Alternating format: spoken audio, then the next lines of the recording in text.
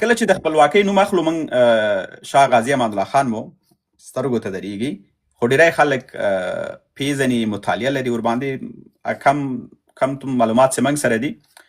شاه غازي امان الله خان د امیر حبیب الله خان زوی و، د امیر عبدالرحمن خان لمسی ده، او سلطانه بیګم یې مور وه، ملکه سرایه میرمن وه، او دی په 1882 کال کې پیدا شوی و. په 1919 کې دی واک ته ورسېده د خپل پلار له مرګ وروسته.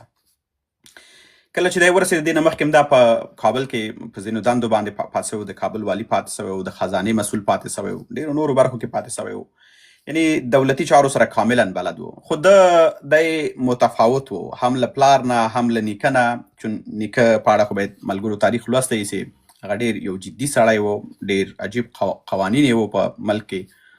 خو دی پاچا څه دی نورو هیوادونو ته سفرونه هم وکړل، دنیا یې ولیدله او ویې لیدل چې دنیا پرمختګ کړی او افغانستان ډېر شاتګ کړی دی. د همدې لپاره افغانستان کې د خپلواکۍ بیرغ پورته کړه.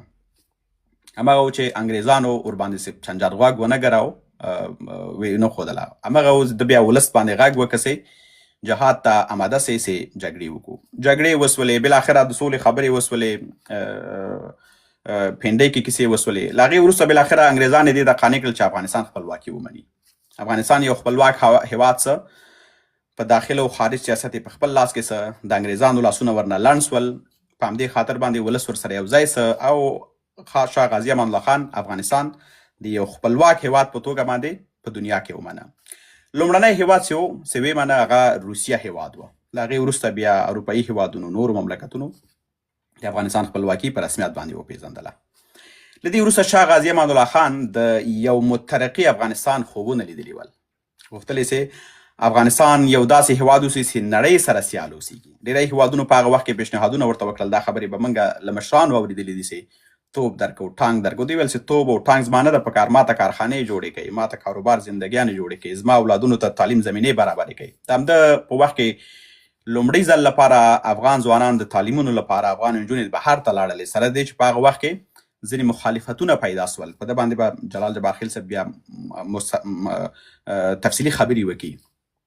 بعد د هغې نه چې لږ شروشونه پیدا سول، بیا داسې سول چې کوم محصلین چې به تلل دوی ته به قسمونه ورکول کېدل چې هلته مطلب او د اوسه پورې هم دا په ځینو کلیو کې دا خبرې شته، څوک خارج ته لاړ شي ولا چې کیس یې نه دی قبول سوی، که کیس یې قبلېږي دی به کافر کېږي او دا به د هغوی دا مني وغیره، دا کیسې وې.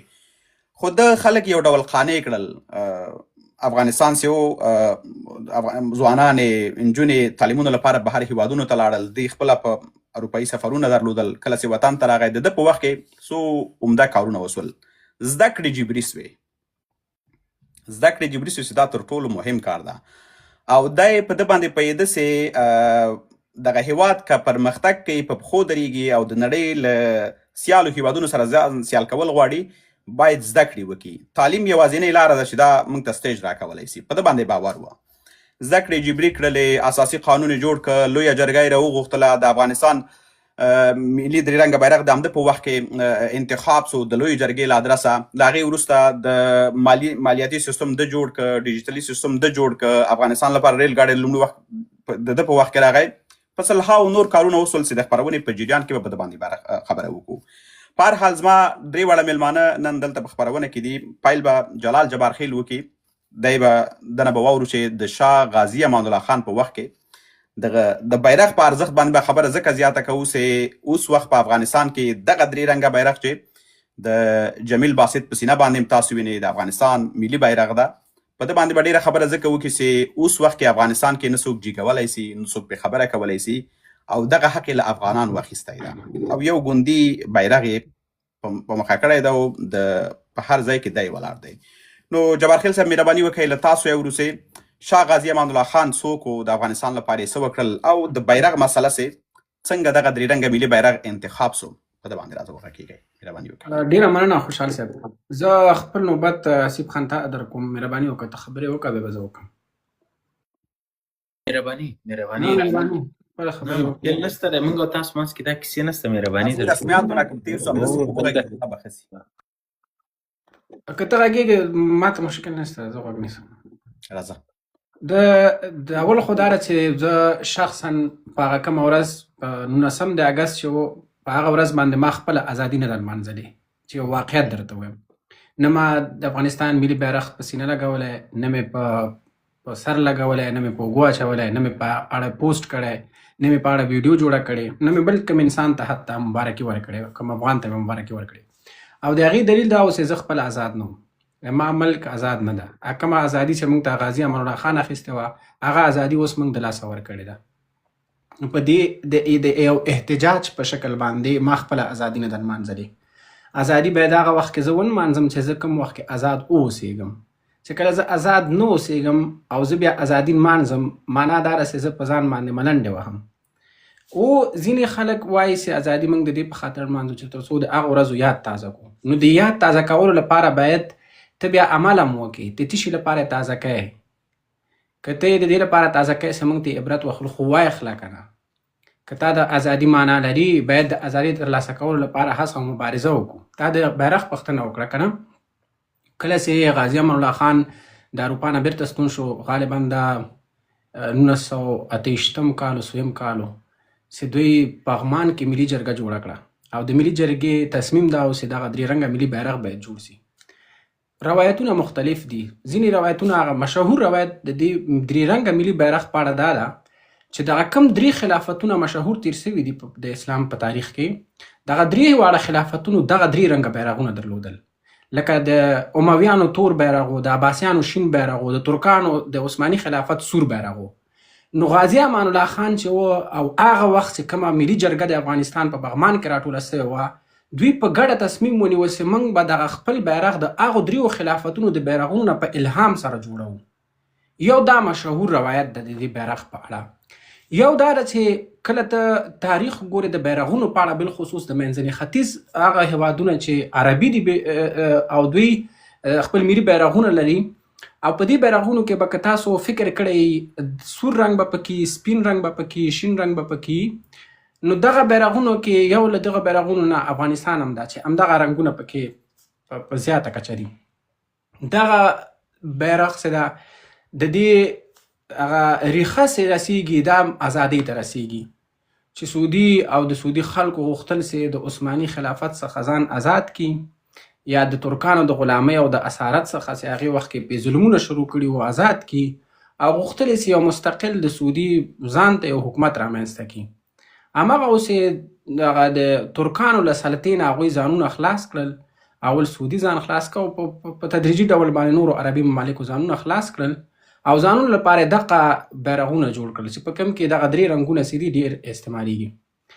موږ دغه ملي بیرغ د دې لپاره خوښ ګڼو، یا موږ لپاره په دې خاطر مهم ده چې په ټولو هیوادونو کې چې چیرته ټولنې متنوع دي او کثرتګرایي پکې ده، ګوندي سیستم پکې ده، هر ګوند، هر ډله، هر مدني ټولنه ځان ته بیرغ لري، خو دغه ټول بیرغونه بیا د دې په خاطر فعالیت کوي تر څو دغه خپل ملي بیرغ سره دا اوچت وساتي.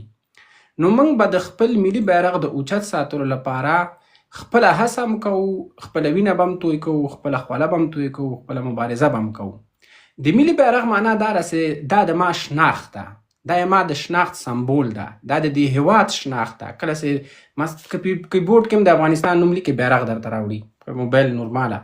که ته د ایرلینډ سره اوس میچونه ول، که تا کتل د موږ درې رنګه ملي بیرغ پکې ځړېده، یعنې د ما نمایندګي کوي، د ما دغه بیرغ سره د ما استازی ده.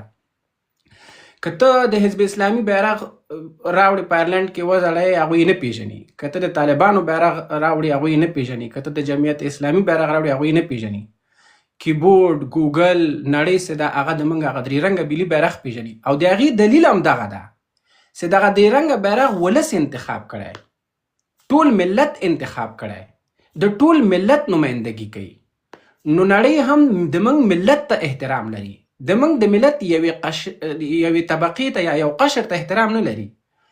د موږ ملي بیرغ ته که دوی احترام لري، یا په رسمیت پیژني، یا ورته ارزښت لري، معنا دا چې موږ ټول ملت ته هغوی احترام لري او ورته ارزښت لري. نو دا خو د بیرغ په اړوند خبرې وې، لنډې خبرې وې، ما نه خبرې اوږدېږي. نو حسیب خان مهرباني. مننه جبار خیل صاحب. د تا د خبرو په تداوم کې به زه دغه خپلې خبرې شروع کړم د ازادۍ په اړوند. خپلواکي یوازې دا نه ده چې تا په وطن کې د خارجي عسکر نه وي. خپلواکي په دې معنا ده چې ته په خپل وطن کې څومره حقوق لري. فی الحال ستاسو د وطن خلک څرنګه ژوند لري؟ آیا ټول انساني حقوق د حاصلوي؟ آیا عدالت د زور تابع دی که نه؟ دغه ټول هغه مسایل دي چې باید په دو باندې موږ وغږیږو. خوشحال صاحب او جبارخیل صاحب خو هغه پس منظر د خپلواکۍ د ورځې او په 19 د اګست په دې باندې تاسو وغږېدلئ، مننه. خو اوس بحث دا ده چې موږ او تاسو دغه د ازادۍ ورځ یا د خپلواکۍ ورځ چې لمانځو، کوم چې تا ویلې ما ونه لمانځه، آیا موږ چې دغه ورځ لمانځو دا په څه خاطر لمانځو؟ په خیر راغلی باسط صاحب. آیا دغه جشن موږ په دې خاطر نیسو چې موږ په واقعي معنا باندې آزاد او خپلواک یو، که په دې خاطر یې باید ونیسو دغه جشن او دغه ایونټونه او پروګرامونه په دې خاطر ونیسو چې موږ له ځانه سره د دې خبرې محاسبه وکړو چې آیا موږ د غازي امان الله خان هغه خپلواکي چې موږ ته راپرېښې هغه موږ ساتلې ده او که نه؟ اوس به نو په همدغه رڼا کې موږ تاسو د خپل د وطن دغه ټول د اوسنی حالت د خپلواکۍ تر عنوان لاندې لږ څه تحلیل کړو. آیا خلک د رایې ورکولو حق لري؟ نه لري. آیا افغانان د خپل د راتلونکي د انتخاب دپاره رایه ورکولی سي؟ نه سي ورکولی. آیا په افغانستان کې جنډر اپارټاید وجود لري او که نه لري؟ آیا په افغانستان کې میرمنې خویندې تعلیم کولی سي او که نه سي کولی؟ آیا دا فی الحال قانون د زور تابع دی او که نه؟ آیا په افغانستان کې ولس په واک کې دی او که نه یوه ډله او یوه خاصه کړۍ؟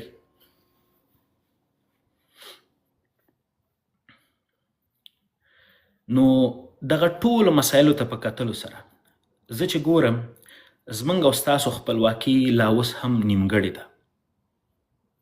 له شک پرته موږ به په خپل وطن کې خارجي عسکر نه لرو. زموږ به حکومت، دولت، پالیسی او دا مسایل به یو څه ناڅه تر نورو جلای، اما موږ په خپل وطن کې ټول هغه انساني حقوق چې نوره نړۍ یې لري موږ یې نه لرو. نو زه په خپل نظر کې زما تحلیل دا دی چې موږ په بشپړه معنا باندې آزاد نه یو، خپلواک نه یو. او په څنګ کې د یوې وړې خبرې بله یادونه کوم چې موږ د نیم افغانستان د ازادۍ خبره کوو او لمانځو. د بشپړ افغانستان د ازادۍ خبره کوم چې زما کوز وطن زما نه جلا سوی، د هغه د ازادۍ دپاره هم باید هلې ځلې وکړو او ځوانان دې خبرې ته متوجه کړو چې کله اوسو کولی چې د خپل د لاندې وطن، د کوز وطن د خپلواکۍ ورځ هم له موږ سره په ګډه ولمانځي. مننه. زما همدومره خبرې وې. زه مایک سپارم باسط صاحب ته، هغه به غږېږي. مننه.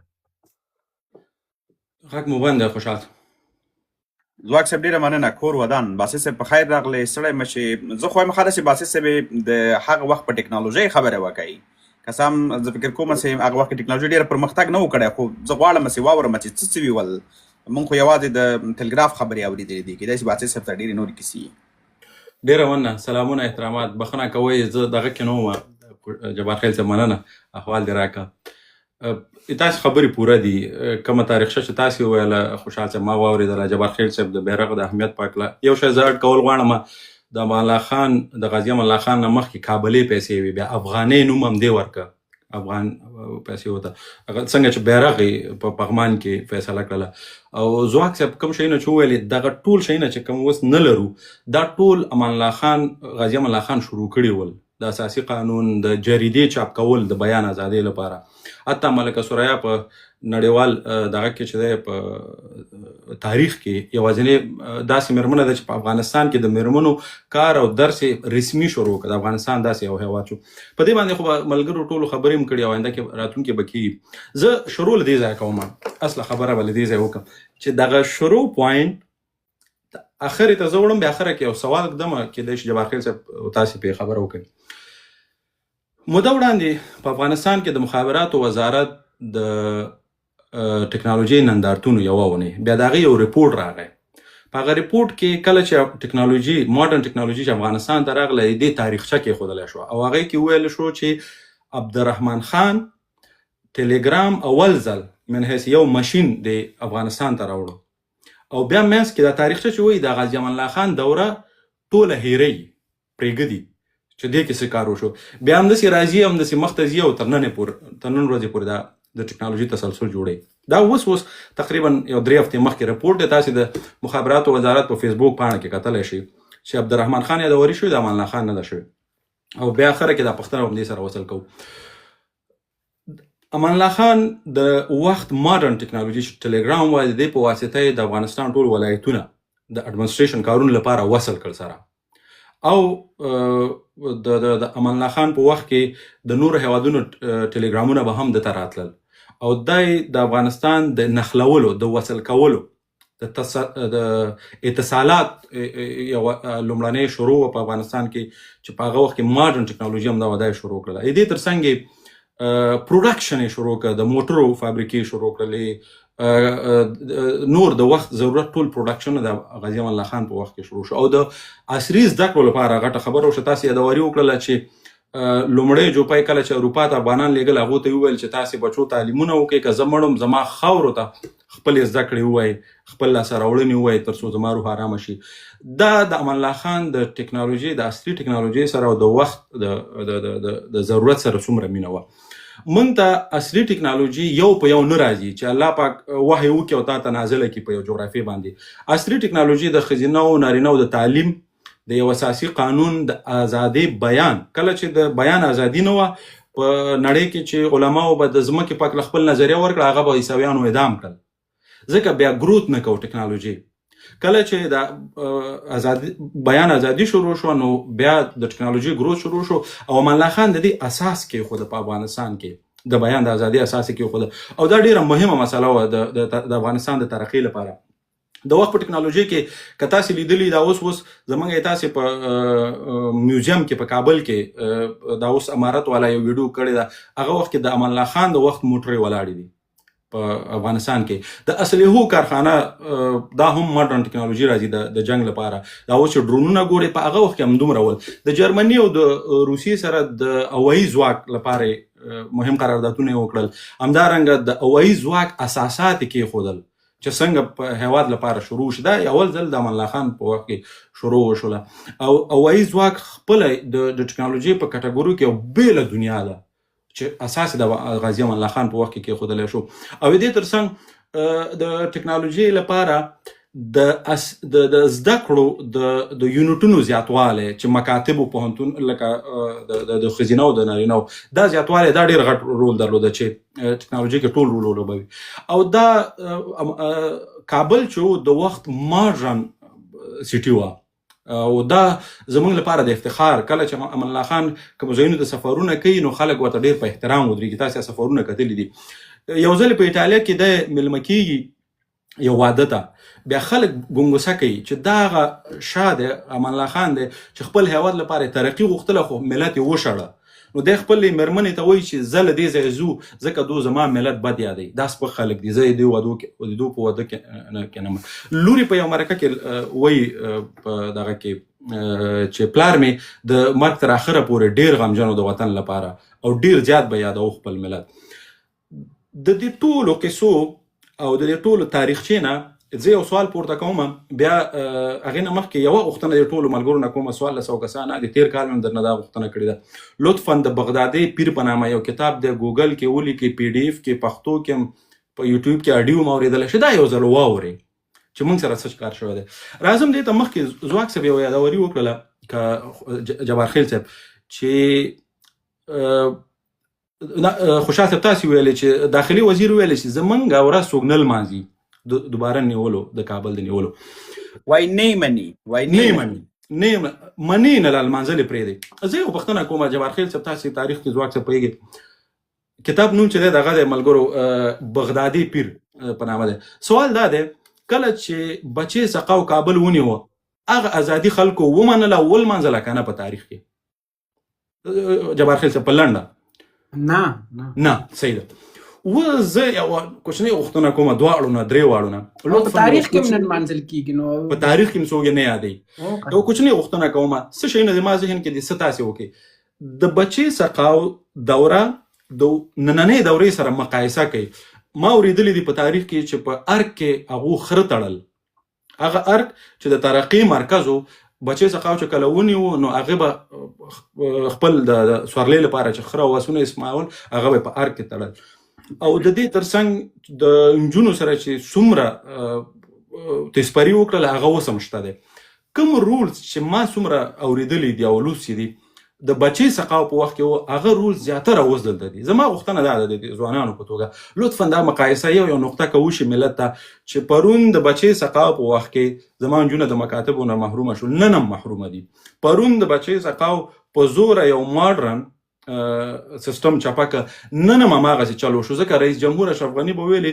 چې زه د غازي امان الله خان نیمګړی فصل پوره کوم نیمګړی فصل دا و چې د بیان ازادي به د نجونو حقوق به ماډرن ټکنالوژي به په یو مرکه کې وحید عمر وایي رئیس جمهور د وخت د ټکنالوژي یو کانفرنس ته تللو د 15 کتابه په ای آی باندې لوستي ول 15 کتابه او امان الله خان امدق خبره کوله کله چې افغانستان نه وتلو قندهار خلکو ته وویل چې زما سفر به د دې هیواد ته د پرمختګ او د خوشبختۍ لاسته راوړلو لپاره نو زما خبرې رانوږدې نشي غوښتنه ده لطفا 2 دقیقو کې یا 3 دقیقو کې د بچي سقاو دور د اوسني امارت دور سره مقایسه کې چې ورتهواله شته که نه ډېره مننه زه که تاسو اجازه یې زه د دې ازادي اړوند یو څو خبرې اضافه کوم دا چې ولې نه لمانځل کېږي دا ډېره ښه پوښتنه ده چې وزیر صاحب د طالبان وزیر صاحب دا خبره مطرح کړې ده ما ته شخصا خوند راکړه ځکه دغه یو پوښتنه یا دغه یو اعتراض چې دا په خپل ذات کې یو ډېر اوږد باس له ځان سره لري کله چې موږ د ازادي تعریف کوو که نه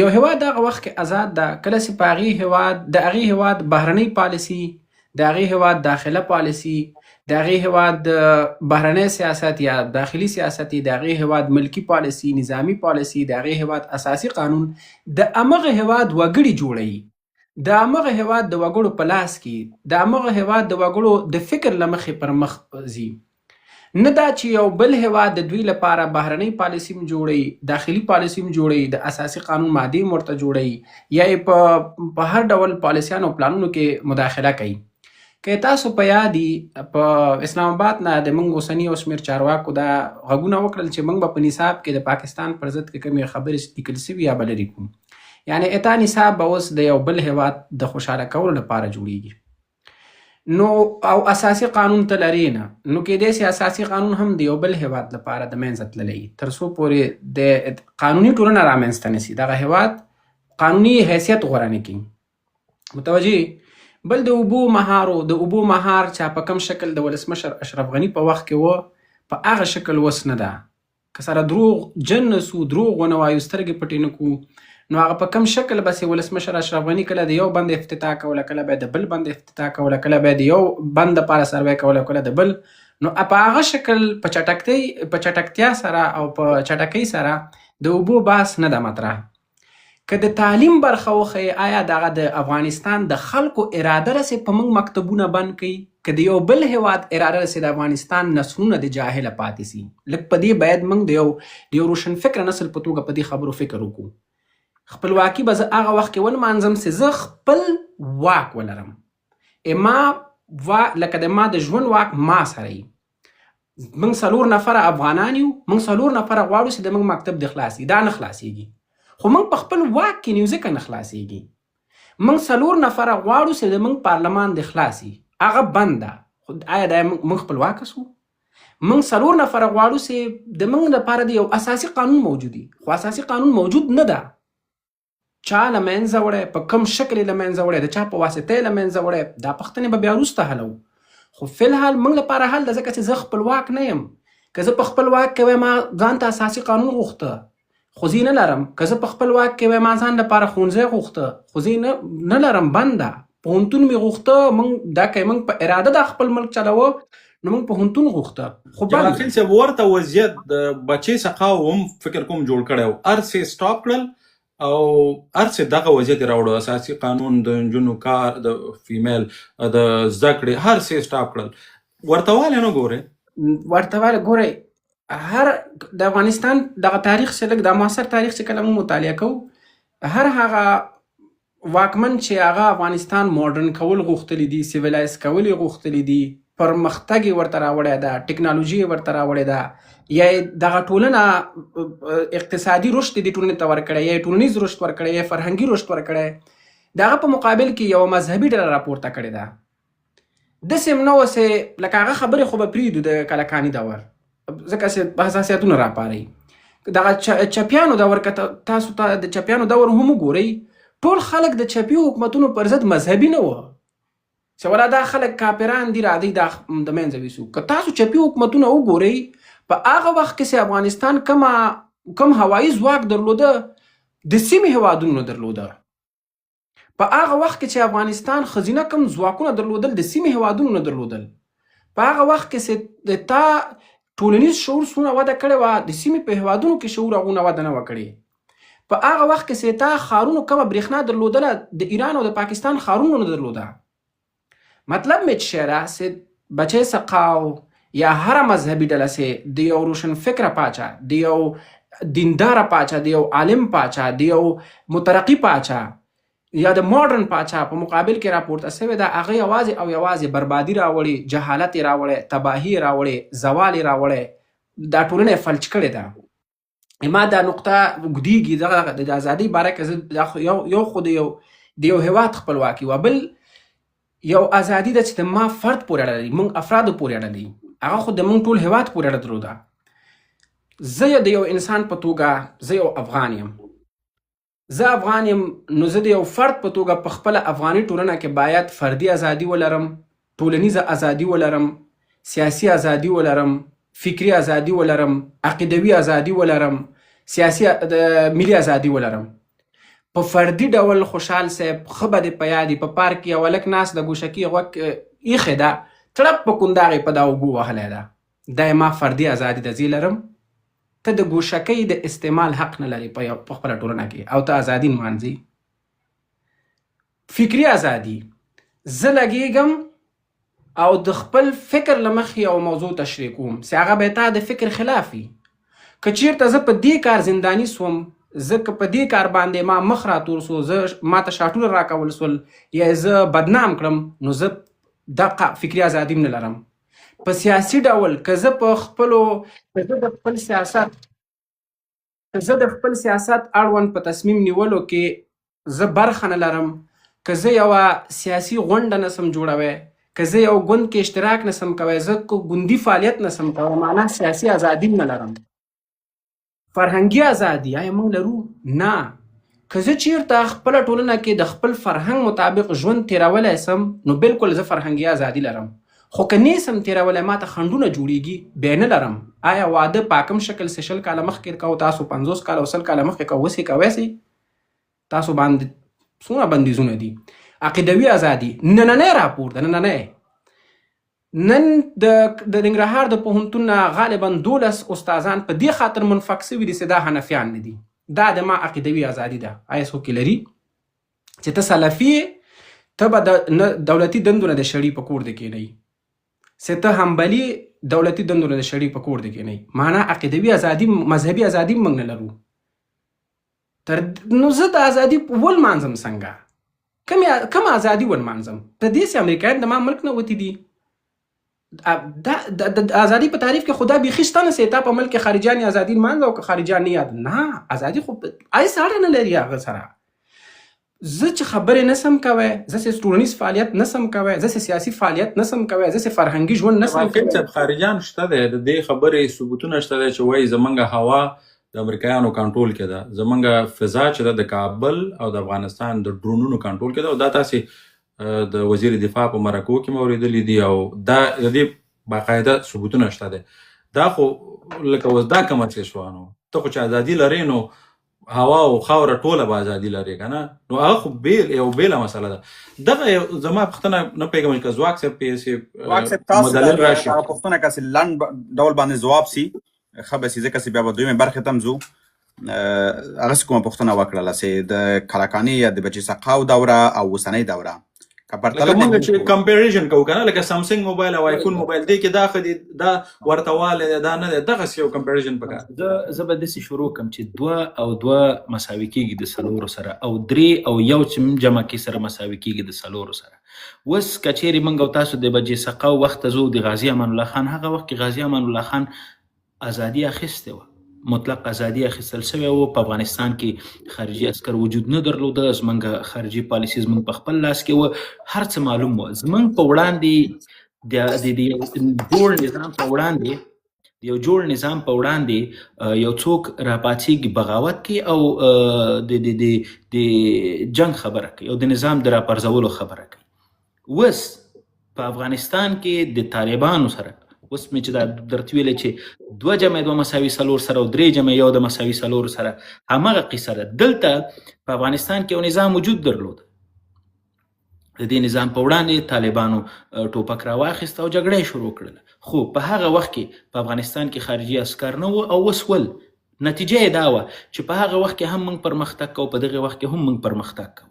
اوس خو ځواک صاحب پروتوکول شوی او چې 2 به وځي خارجي عسکر لکه پلان یې موجود و. که تاسې کتلې رئیس جمهور اشرف غني مخکې له دې چې رئیس جمهور شي د یو پلان برخه و چې دا ځواکونه وځي په قلار سره د وطن.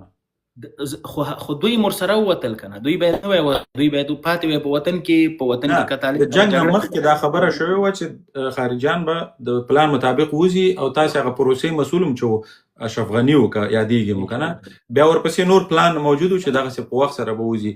نو لکه پلان مطابق خو همدا و چې ولسمشر غني به په افغانستان کې د افغانستان اسلامي جمهوریت بس موږ او تاسو به د امریکا د نشتون نه غیر هم موږ تاسو خپل د وطن مخ ته وړو، کوم چې بدبختانه ونه سوله. اوس راځم په هغه حاصل د دغه جمع درته چې ما مخکې مثال درکړ. د افغانستان اسلامي جمهوریت په وخت کې موږ او تاسو تعلیم، موږ او تاسو پرمختګ، موږ او تاسو د ټیکنالوژي راوړل، دا ټول هغه مسایل چې موږ او تاسو په خپل سترګو لیدل، کوم چې نن ورځ په مستقیم او غیر مستقیم شکل باندې مخنیوي کیږي. او په هغه وخت کې هم اوس په ارګ کې مثلا که چیرته وزې او خره او بدنې نشته، خو بدبختانه په ارګ کې هغه څوک چې په ارګ کې ناست ده هغه هم ولاکه د دغه څوکۍ هغه ښایستګي ولري. ملا صاحب محمد حسن اخون په کوم شایستګۍ باندې د دغه څوکۍ د څوکۍ ته ډېره مننه. خیر وسي. ما ځکه غوښتل چې دا خبرې رالنډې کور باندې کنه نن برنامه دې لپاره جوړه کړې وه چې موږ خپلواکي ونمانځو کنه، جشن وکړو، خوشحالیانې وکړو، صحیح داسې ځینې نیمګړتیاوې، ځینې نه البته ډېرې نیمګړتیاوې شته ده که نه، په هغه ډول چې باید موږ نمانځلې وای ونه شوله، او په هغه ډول چې باید آزاد و خپلواکه اوسېږو نه یو، بدبختانه نه یو. حتی موږ په اروپا کې ناست یو، په امریکا او استرالیا کې ناست یو، له دغه ځایه خپله خبره له ډاره نسو کولی. کوي کو بس 200 کیسې په داخل د افغانستان کې راته جوړېږي. په دې مسایلو باندې ټول ښه پوهېږو. په هر حال زمونږ میلمه ځکه ورته وایم چې دا خو میلمه دی، موږ خو قرباني یو ټول. یار محمد پردیس راغلی دی، پردیس ته مو دې لپاره دعوت ورکړی، ډېره مننه چې زموږ دعوت یې منلی چې نن د خپلواکۍ جشن موږ نمانځو. نو که ته راسې او موږ دپاره یو ښایسته 1-2 زمزمې راته وکړئ. دغه خو نه مې خو دا ټول ورسره بلد دی، سیرې سره او خوشبختانه هغه ده 3 رنګه ملي بیرغ یې هم در شا دی. نو پردیس صاحب په خیر راغلی، سړی مسې خدای دې راوله. ډیره مننه جناب خوشحال صاحب، تاسو ته ګران حسیب صاحب ته، باسط لالا ته، جمال خیل صاحب ته او ټولو درنو ته چې په ډیره مهمه انلاین ناسته کې در سره ګډونوال دي، ټولو ته د زړه له تله سلامونه وایم.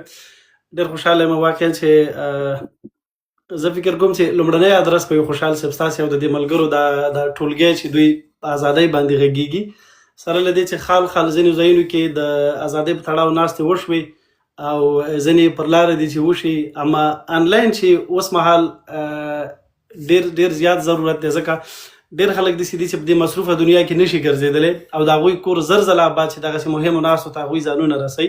خو بیا انلاین په ځینې پلیټفارمونو باندې که پر ایکس دي یا دلته دي دغه ډول مهمې ناستې، دغه ډول کلیدي بحثونه کېږي. زه فکر کوم چې زموږ دغه طبقه چې همدا اوس تر ډېره په ټیک ټاک کې مصروفه راوتل، د 1400 1300 کسان ناست، دوی ډېر زیات څه زده کوي. هغه څه چې کتابونو چاته نه دي ښودلي، زه فکر کوم چې عیني واقعیتونه چې دلته یې لوستی قشر بیا دلته ځواک صاحب، باسط صاحب، جبار خیل صاحب، تاسو د ټولو دوستانو ته ویل، زه فکر کوم چې دا ډېر اغېزناک رول لري.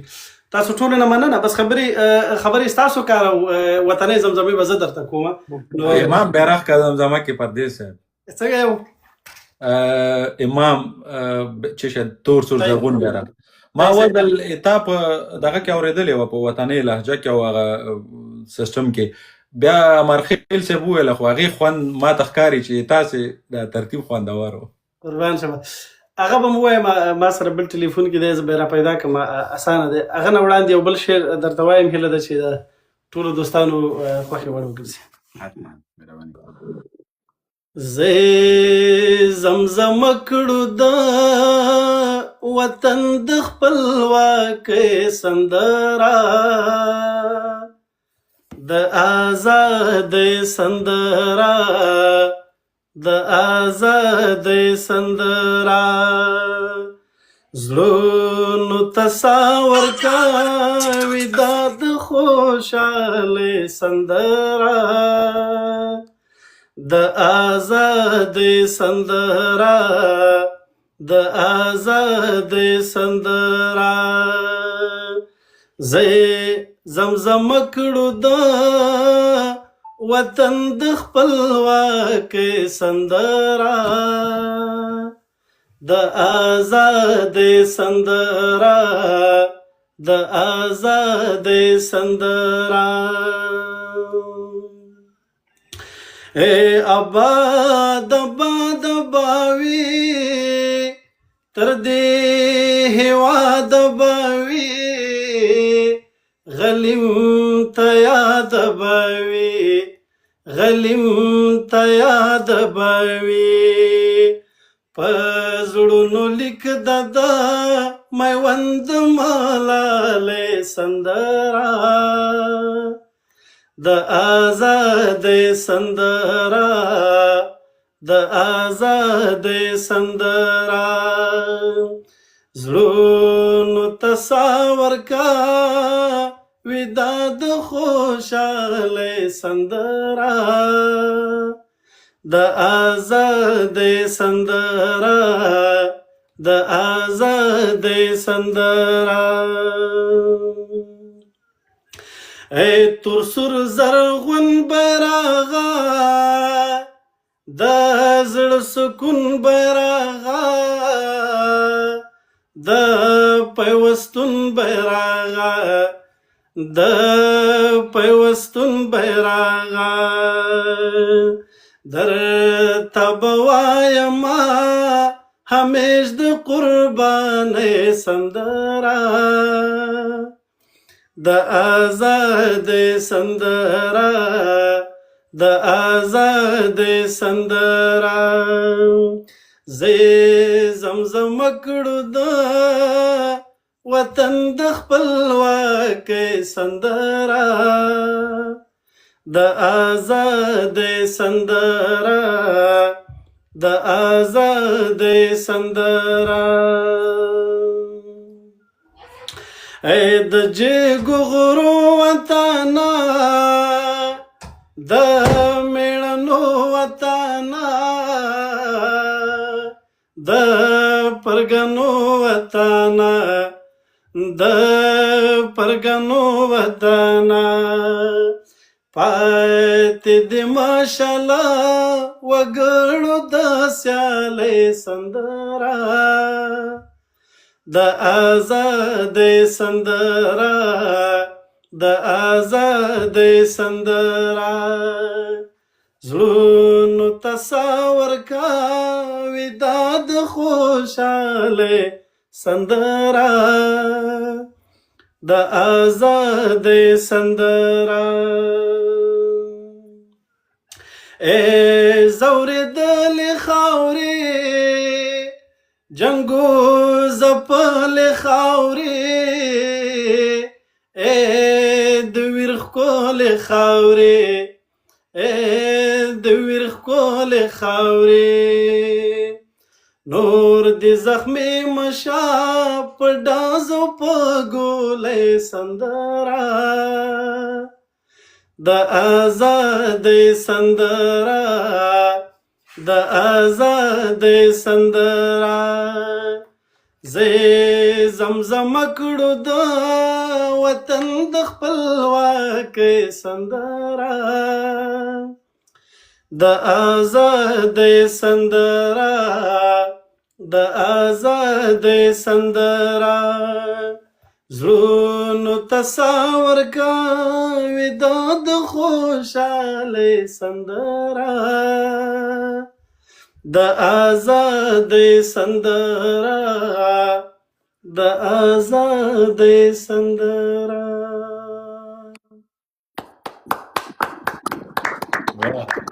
حد دې کړی پردیس صاحب.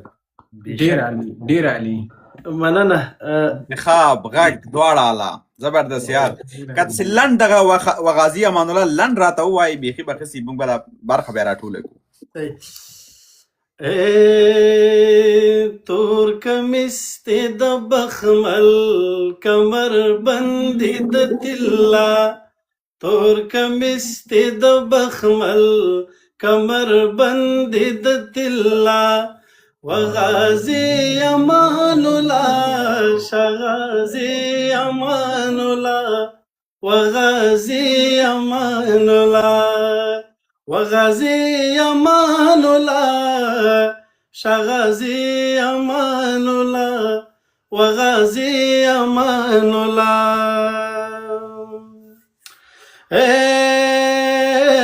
نقشه کې کور د افغان جوړ شو وغازي امان الله شغازي امان الله. سل کاله پس دې په دعا کې یادونه وغازي امان الله شغازي امان الله. تور کمیس ته د بخمل کمر بندي د طلا وغازي امان الله شغازي امان الله وغازي امان الله وغازي امان الله شغازي امان الله وغازي امان الله. خوشحال صاحب دا مې درته څو کړی ویل، یو بل شعر سره د لنډ دغه یو څو بیته وایم. ډیر عالی. سم په ذهنونو مخورک ازادي ازادي خدای همیش مو ملمن کا ازادي ازادي خدای همیش مو ملمن کا ازادي ازادي. سم په ذهنونو مخورک ازادي ازادي خدای همیش مو ملمن کا ازادي ازادي. ای په ګلابي مخ بیرغي رنگونه ولګوا رنگونه ولګوا ای په ګلابي مخ بیرغي رنگونه ولګوا رنگونه ولګوا په نرمو شونډو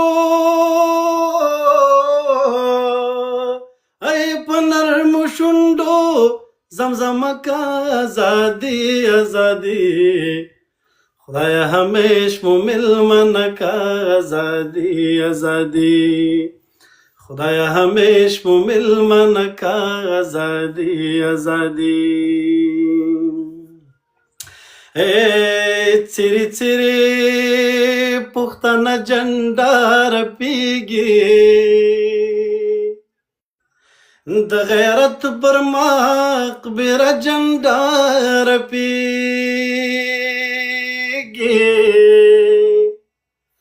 دارمان پر چلی اوس هم پر یو چلی وړانګه وړانګه پښتنه جنډا رپیږي. ډېرو سرو سرو ملت پالو کې دننه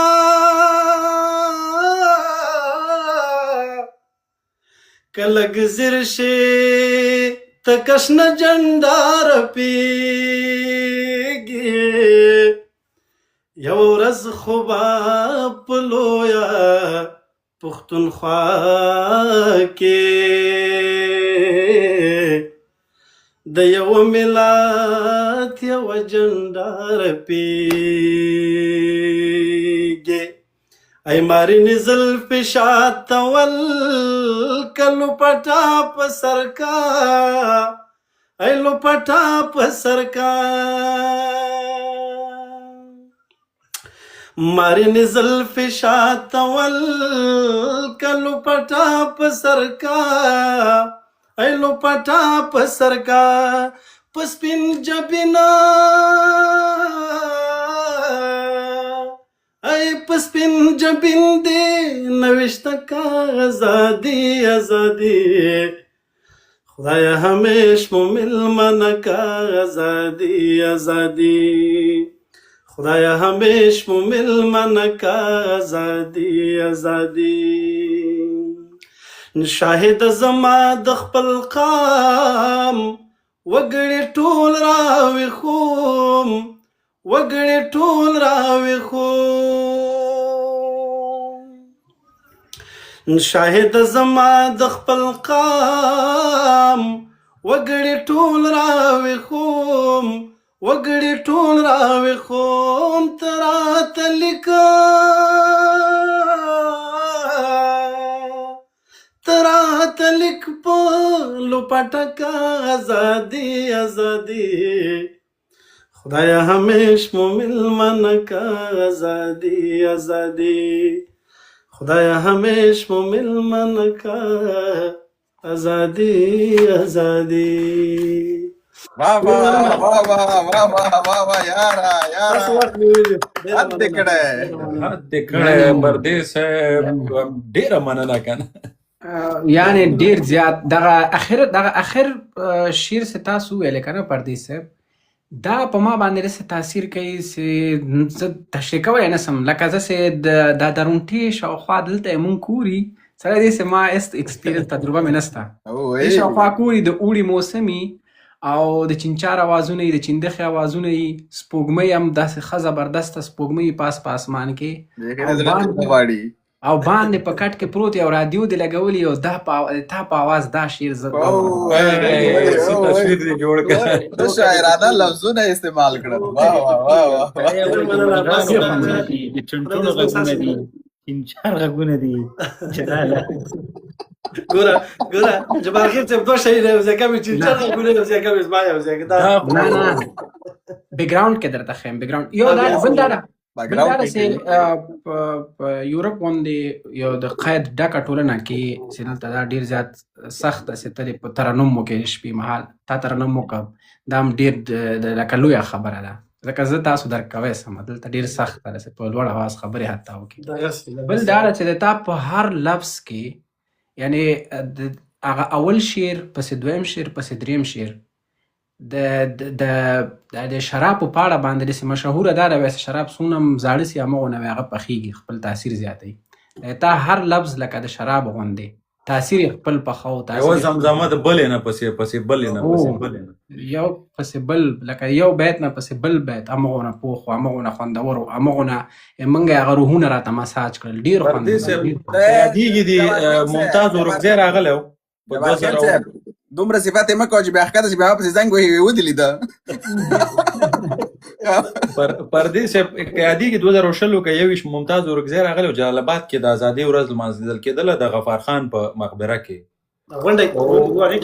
صحنې د ما ذهن ته راوستلې ګوره بیخي جالبه بیخي څه رنګین ماښام هغه دی که یادېږي مې هغه ورځو کې دا د برو بادونه هم ډېر لګېده او جاوید برخیل هغه پسرلي ته نظم هم هماغلته د لیوال صاحب یو شعر ویل که نه د بامي بل خرافاڅه د نوروز د سحر باده هغه شپه باندې هغه شعر مې ویل صحنې دې موږ ته راوړلې 15 کاله کېږي شپږ کاله یاره غږ دې کړلو یو په اول ځل لکه پردیس صاحب ته مخامخ نو زه فکر کوم د تا دا حق جوړېږي په ما باندې زه د خپل احساس تاسو شریکم یو خو دا څنګه چې ما تا سره د خپل احساس شریک لکه ما داسې فکر وکړه چې زه په ننګرهار کې یم او دا رقم شین اسمان ده سپوږمۍ سره پاس په اسمان کې ښه داسې د 15مې ورځې سپوږمۍ ده ښه داسې غټه او زه په کټ کې باندې پروت یم تنهایي ده تا اواز اورم ډېر په خوندور انداز یو د احمد ظاهر په اواز یو نیم سندره سزا اورم زه داسې فکر کوم چې زه د 1980 نه مخکې کلونه دي او زه د کابل په ښار کې په یو ټکسي کې ناست یم او باران وریږي اسمان وریځ ده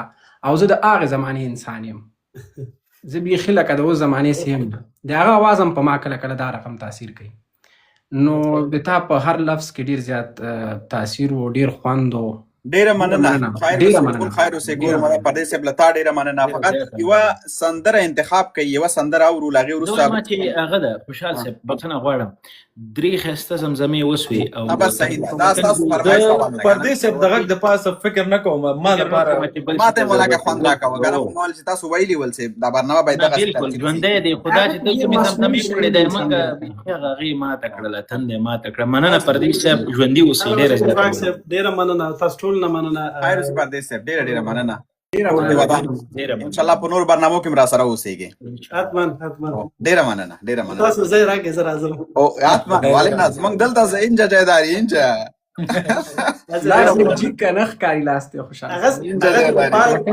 پاګه به داسې غوړه چې نه پیږم پیږي ډیره مننه پردیس صاحب خیر اوسې ستړي مشه جوړ په خیر سات مختلف قراری ده کامرا سیان کی بیا واخسی کمنټ یې کړی او مالې دا کمنټ باید په لیکلي بڼه نه بلکې د خوی نه باید موږ واورو ډیره مننه کامرا سیان کی کامرا سیان سی تنای سے بیخي بخسی تو درېږه چې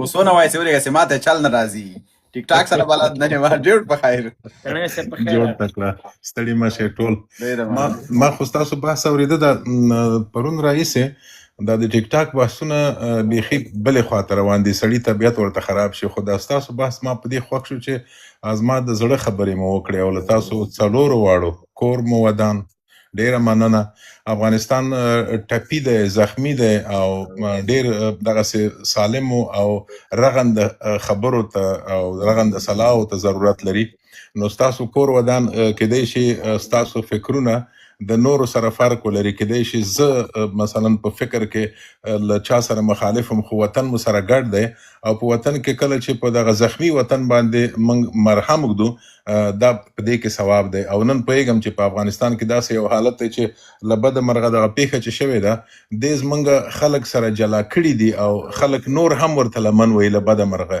یا دا په ناپوهۍ کې دا کار کوي یا قصدن کوي خو وطن زمونږ او ستاسو غوندې خلکو ته ضرورت لري چې په مرهمونو باندې په زخمونو باندې مرهم کېږدو پټۍ ورته کېږدو کور مو ودان زه ډېر څه نه لرم ستاسو بحث مې ډېر خوښ شو او کامیابي مو غواړم ډېره مننه ژوندی اوسې تړنه صاحب ما خو خاص په دې خاطر مونږ خو پروګرام ختم و او تا کمنټ ما سه وکړه ما بلنه درکړله مال چې تا په خپل اواز موږ دغه تا دا کمنټري واورو نو موږ ته بلا انرژي راکړي لا به خوند راکړي او موږ ډېر خوشحالېږو سې او د موږ مشران د موږ تر شا ودرېږي د موږ تر څنګ ودرېږي تاسو هغه تشویقي خبرې هغه د ملاتړ خبرې هغه د مینې خبرې د احترام ډکې خبرې په موږ ډېرې زیاتې خوږې لګېږي او موږ ته ډېره زیاته انرژي راکوي که چېرته تاسو غوندې خلک د موږ تر څنګ ودرېږي نو موږ به هغه د ټیک ټاک فضا مکمل چینج کړو نور خلک بلا تشویق سي دا رقم سالم باسونه وکړي مینه خپره کړي یووالي ته کار وکړي افغانستان متمرکز کړي په خپلو باسونو کې ډېره مننه یې راتګ نه تړی صاحب ډېره مننه موږ یې تا له غږ سره واړلو شوي یو او تاسې فیډبیک تاسې نظر د دې سوشل میډیا د ماحول جوړولو لپاره واقعا د ستایلو په دې ده چې تاسې د میډیا د ډېرو انواعو سره ډېره اوږده تجربه لرئ او تاسې نظر چې د کنسټرکټیو بحث پاکلوي دا موږ واقعا ستایو او له تاسې به زده کوو لطفا خپل د فیډبیک دا سلسله له موږ مخه ته کوئ نو دا به ډېره ښه راتلونکي لپاره چې موږ لا امپرومنټ وکړو ډېره مننه تاسو په بلجیم کې د ما یو ملګري او ټولګیوال سره مرکه مو کړې وه فکر کومه د سمیولا دوراندیش په نوم باندې بله بله هغه د ایار محصل د فکر کوم انټرنیشنل ریلیشن هلته ماسټر کوي نام خدای ډېر تکړه ځوان دی زه ډېر خوښ شوم چې موږ دغسې ځوانان لرو افغانان هغه هم په بهر کې چې دوی یو ځای ته رسېږي او زما خو اکثره هدف هم دې مرکونه دا چې داسې یو څوک پیدا کړم چې د انګریزانو یوه اصطلاح د انسپایرینګ سټوري ولري که نه چې یو الهام پکې وي او خلکو ته یو مثبت پیغام ورکړي او حقیقت دا دی چې دا ستاسو نننی بحث هم یو مثبت پیغام یې لاره. ماته یې ځکه خوند راکړه ځکه چې خلک یو ډول په دې اور باندې تیل نور هم پاشي او دا خبره نور هم خرابوي او زمونږ ولس چې هغه خوراکۍ ولس په هیڅ شي هم ګرم نه ده، هغه نور هم په خپلو کې سره اچوي او دا قومي او مذهبي او ژبنۍ خبرې پکې راوباسي. کیسه خو ټولو ته معلومه ده چې کیسه چیرته ده، خو هغه ځینې خلک ناګاره ځان اچوي او د دې نه نور هم دغسې د تعصب مسایلو ته لمن وي. ولې ستاسې کور ودان چې دا بحث مو ډېر خوندور و او خلک مو یووالي، وحدت او زغم ته رابلل. کور مو ودان. زه به هم تڼۍ صاحب درنه مننه وکړم چې راپورته سوې. د ما د خولې خبره باسط صاحب وکړه چې ستا د غږ سره موږ ستر شوي نو چې راډیو به چالان سو تا غږ به موږ اورېده نه به پوهېدو چې څه شی وایه، خو اورېدل به مو دا غږ دی دا همسې بیخي ماشومتوب ته یوړلو. مننه تڼۍ صاحب، هر کله راشي او په لیدو د خوشحاله کېږو او د جبارخیل صاحب خبره چې ستاسو مشري او موږ لږ زره پوش کوي، لږ زره مو دغه مسایلو ته نور هم متوجه کوي او بحثونه مو نور هم هغه کم چارت چوکاټ کې چې جوړول یې پکار دي، کم چې نن ورځ په میډیا کې ډېر زیات حالات خراب دي. زموږ د افغانانو بحثونه ډېر زیات زر ټیټ لیول ته ښکته کېږي چې تاسو راشئ دا بحثونه شاید نور هم پورته لاړ شي. نو مننه درنه کوو تڼۍ صاحب. کور ودان. ډیره مننه تڼۍ صاحب، کور دې ودان، خوشحاله اوسېږئ. کله کله انسانان وایي که نه چې د یو چا غږ مې واورېده یا یو څوک مې ولیده ستړیا مې ختمه سوله. موږ شاوخوا 3.5 ساعته کېږي لایف یو که نه، نو 3.5 ساعته موږ خبرې وکړلې، وا مو اورېدل یو بل ته. خو رښتیا زه ډېر ستړی وم او سر مې په درد و. تاسو چې راغلل او دا ډاډګري نه دې راغله، هر څه ختم سول. ډېره مننه. ستاسو نه مننه. تاسو هم زه خوشحاله کړم ځکه چې دا یو ډول منفي بحثونه ډېر دي په دې نن سبا کې، ولې ستاسو بحث مثبت او ماته انرژي راکړه. کور مو ودان او کامیابي مو غواړم. ډېره مننه. ژوند بخیر. ډېره